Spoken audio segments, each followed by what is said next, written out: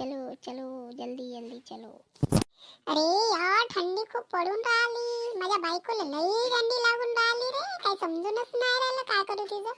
अरे आजकाल ना ब्लँकेट सेल मध्ये भेटते. तिला सांग माझ्या बायकोकडे जा आणि दोघी मिळून जा ना सेल म्हणून ब्लँकेट घेऊन या.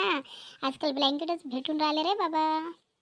अरे यार मला तर नाही वाटत आहे थंडी. तुम्हालाच लई लागून राहिली रे थंडी. आता पडली नाही तर तेवढी थंडी लागत आहे त्या बायकोला आणि तुला. आम्हाला तर नाही लागून राहिलं. आजही आम्ही फॅन लावून झोपून राहिलो.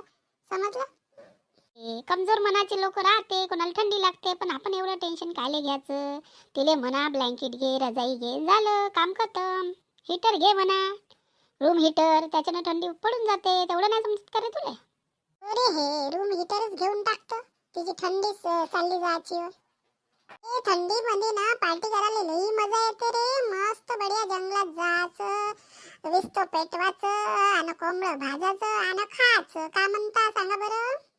चाल ना, जाऊ ना, का म्हणते, जाच बड्या पार्टी करू. अजून काय, मला तर तयारच राहतो.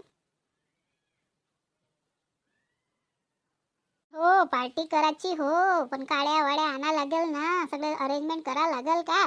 गेलं का ते तर झालं का. थंडीच्या काड्या लवकर भेटत नाही, जळत नाही. अजून काय टेन्शन घेता मग अजून. सिलेंडर घेऊन जाऊ ना. त्यातच पेटवून त्यातच बनवू पट्ट ना. खायचं नाही याचं कायले. पट्ट करून यायचं असतं. तर जायचंच कायले रे. घरी बस ना पट्ट करून वापस घरी यायचं. बढिया मग एन्जॉय करू मस्त. अंताक्षरी खेळू. हे ते नाही तुला पटपट घरीच यायचं राहते. हे बायकोले भेटे म्हणून घरी आले लवकर फडफड फडफड करते रे.